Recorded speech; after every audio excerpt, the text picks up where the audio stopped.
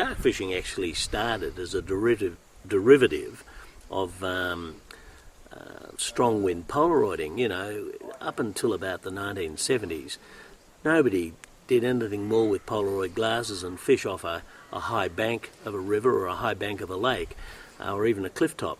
But you'll see in a fly fisher in Tasmania written by David Scholes a very good photograph of guys Polaroiding dead calm water.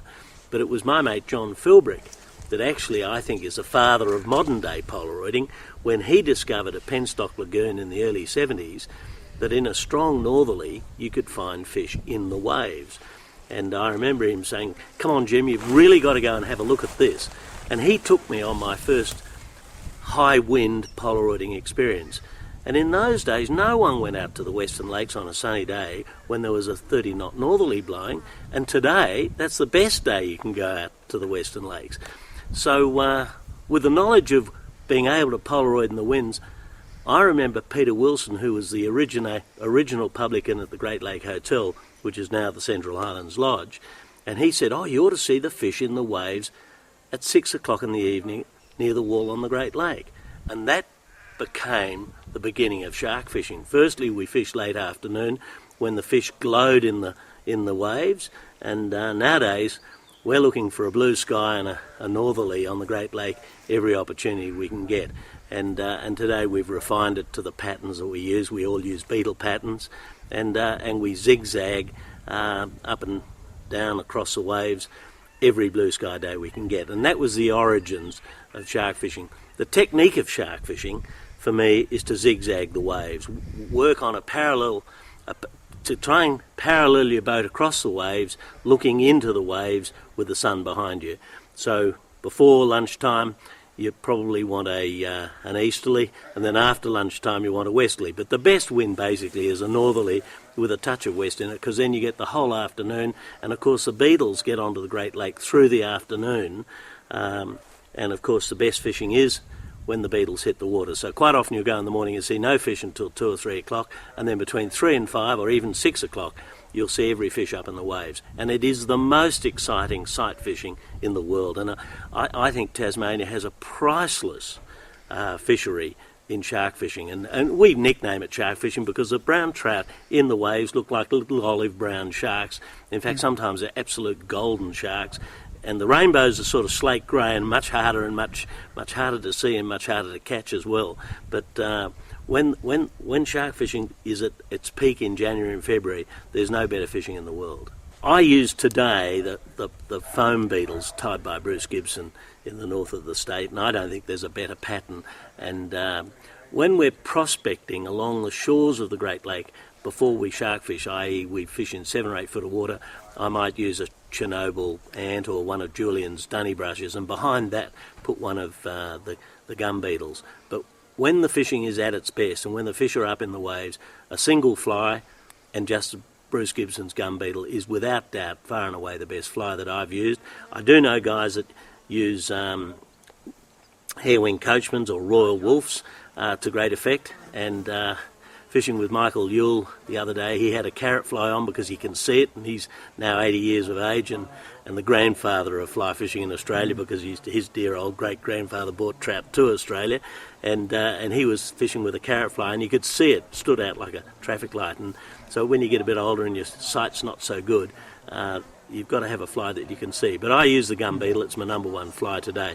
Now, it seems strange that I should say that when I'm probably known in fishing circles as being the great exponent of the red tag. Well, sadly, the red tag's at the back of my fly box, and the Bruce Gibson gum beetle's at the front of my fly box in this day and age. Fishing tackle's hard because each caster has a different view about what he wants in a fly rod. I like a rod that can handle at least 1 or even 2 fly line weights heavier than the rod. So I use an 8 line, and I use a Scientific Angler shark skin and in an 8 weight on a Winston 6 weight rod.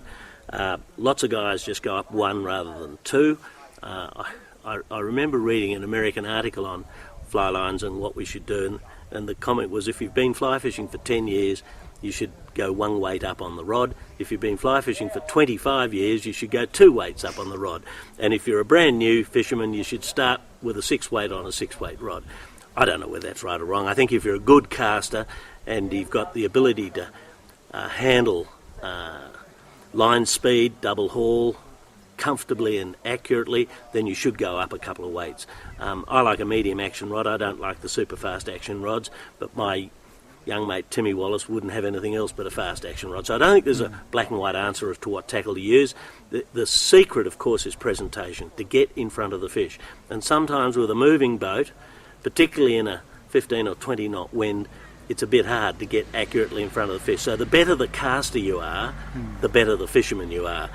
And once you know where to go on the Great Lake, and really where to go has all to do with blue skies. You try and find a blue sky, and sometimes at the top of the lake you've got cloud rolling in over the northwestern tiers, and you're better down the south end of the lake. Other times it's vice versa. Boating in Tasmania, of course, has changed dramatically over the last 20 years. I remember the first barramundi punts that came in. The Savage Jabiru was my first one back in the 1970s, and then today the Hornet reigns supreme as a fly fishing platform, and even today there's some double-hulled boats and treble-hulled boats getting out into the Great Lake to handle the bigger seas, because sometimes the northerlies get up over 30 knots and you'd like to think you've got a safety factor as well.